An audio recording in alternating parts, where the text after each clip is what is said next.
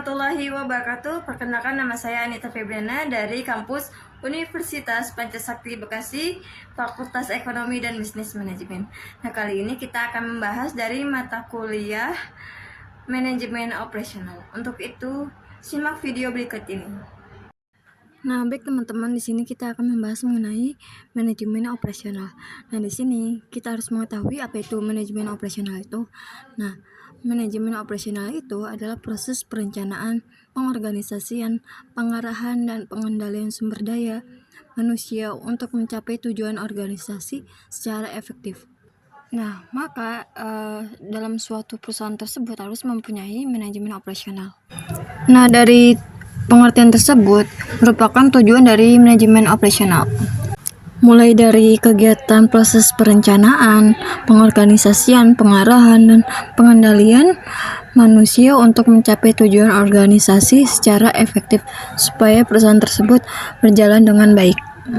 Nah, selanjutnya mengenai metode House of Quality. Nah, di sini House of Quality merupakan matriks berbentuk rumah yang menghubungkan keinginan dari pelanggan dan bagaimana suatu produk akan didesain dan diproduksi agar memenuhi keinginan pelanggan. Nah, jadi bagi kalian yang ingin mempunyai perusahaan atau produk baru, nah kalian bisa menggunakan metode dari House of Quality ini. Nah, lalu bagaimana cara membuat produk baru dengan menggunakan House of Quality? Nah, berikut ini ada beberapa tahap penyusunan dalam metode House of Quality. Nah, yang pertama itu memutuskan siapa pelanggannya.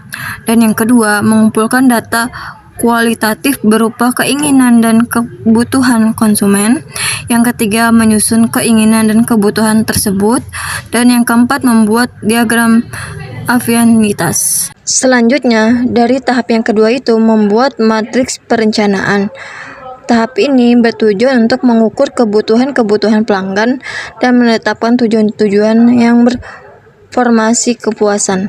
Nah, selanjutnya di tahap yang ketiga itu respon teknis. Nah, pada tahap ini dilakukan transformasi dari kebutuhan-kebutuhan konsumen yang bersifat non-teknis menjadi data yang bersifat teknis guna memenuhi kebutuhan-kebutuhan tersebut. Nah, selanjutnya di tahap yang keempat ini menentukan hubungan respon teknis dengan kebutuhan konsumen. Nah, di tahap ini menentukan beberapa kuat hubungan antara respon teknis di tahap yang ketiga dengan kebutuhan-kebutuhan pelanggan di tahap yang pertama. Selanjutnya di tahap yang kelima ini korelasi teknis. Tahap ini menetapkan hubungan dan kepentingan antara karakteristik, kualitas, pengganti atau respon teknis. Nah, sehingga dapat dilihat apabila suatu respon teknis yang satu dipengaruhi oleh beberapa pengaruh respon teknis lainnya. Dalam respon produksi, nah selanjutnya di tahap yang keenam ini adalah benchmarking atau dan penetapan target. Pada tahap ini, perusahaan perlu menentukan respon teknis, mana yang ingin dikonsentrasikan, dan bagaimana jika dibandingkan oleh produk sejenisnya. Nah, di sini merupakan contoh dari matriks atau desain pembuatan metode dari House of Quality, yaitu produk laptop dari Bapak Yanto. Nah, beliau menginginkan bahwa produk laptop ini terdiri dari 3 jenis, yaitu Acer, Lenovo, dan HP. Nah, di sini yang dibutuhkan customer Pak Yanto tersebut yaitu dari speednya, size ukurannya, kapasitasnya, kebesarannya, warna dari layar tersebut, dan grafiknya. Nah, di sini ada beberapa keterangan dari keinginan customer Pak Yanto tersebut, yaitu externally important itu di ukuran yang kelima, very important itu di ukuran yang keempat, important itu di ukuran yang ketiga, less important ukuran yang kedua, dan not important ukuran yang ke-1. Pembahasan selanjutnya yaitu mengenai strategi lokasi pembuatan produk baru. Nah, di sini di suatu perusahaan Anda ingin melakukan ekspansi dan memutuskan untuk memilih lokasi baru. Nah, lalu tim Anda diberikan alternatif untuk mendirikan pabrik baru di Karawang ataupun di Bekasi. Nah, perusahaan Anda adalah perusahaan peralatan untuk kegiatan outdoor atau traveling. Nah, lalu tentukan pilihan Anda terkait strategi lokasi baru. Berikan faktor-faktor dan kondisi apa saja yang mendasari pilihan Anda dan metode apa saja yang digunakan. Dari pernyataan ini, bahwasannya bila saya mempunyai perusahaan untuk melakukan ekspansi atau memutuskan untuk memilih lokasi baru, nah maka dari tim saya ini memberikan alternatif untuk mendirikan pabrik baru. Nah, tersebut saya akan memilih di daerah Karawang, karena Karawang merupakan tempat yang cukup bagus untuk membuat suatu lahan pabrik ataupun lahan dari perusahaan tersebut. Nah, selanjutnya di sini yang saya pilih dari lokasi tersebut yaitu ada faktor dan kondisi dari strategi lokasi daerah tersebut. Nah, yang pertama itu dari letak geografisnya. Nah, selanjutnya yang tadi saya pilih tersebut di daerah Karawang. Nah, di sini ada faktor dan strategi lokasi yang terdapat di daerah Karawang tersebut. Nah, yang paling utama itu dari letak geografisnya. Nah, di sini dari letak geografis, Karawang merupakan kota yang dibilang cukup bagus dalam letak geografisnya.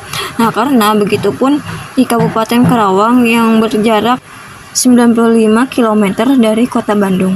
Nah, di sini dilalui beberapa sungai yang bermuara di Laut Jawa. Nah, dari letak geografis ini, beberapa perusahaan baru mampu untuk mengalokasikan di kota tersebut atau di lokasi tersebut. Contohnya seperti wisata dan perbukitan lahan-lahan yang terletak pada Karawang tersebut. Selanjutnya dari faktor yang ketiga yaitu sumber daya manusia. Dari kota Karawang tersebut mempunyai sumber mata air yang cukup potensial dengan kualitas cukup baik, mempunyai lahan tanah merah. Dari SDM tersebut di daerah Karawang bisa dijadikan sebagai tempat wisata. Nah, selanjutnya di sini saya akan mencontohkan dari metode pilih cost untuk biaya tetap dari PT Wisata Traveling.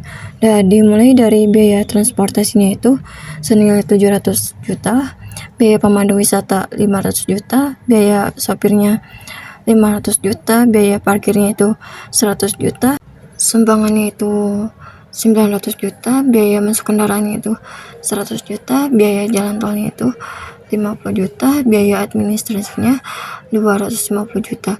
Nah, dijumlahkan menjadi jadi total seluruhnya adalah 2 miliar 100 juta.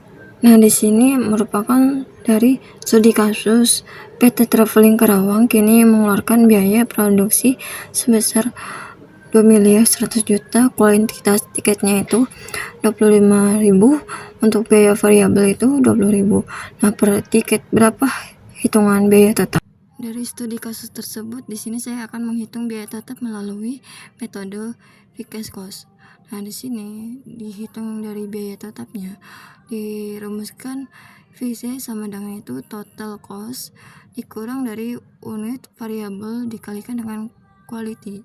Nah, di sini total costnya itu yang tadi kita jumlahkan 2 miliar 100 juta dikurang dari unit variabelnya itu 50.000 dikalikan dengan quality 20.000. Nah, jadi 2 miliar 100 juta dikurang hasil jumlah dari unit variabel cost quality yaitu 1 miliar, maka sama dengan jumlahnya adalah 2 miliar. Demikian pembahasan kali ini. Apabila ada salah kata dan perilaku dari tutur kata, mohon maafkan. Wassalamualaikum warahmatullahi wabarakatuh.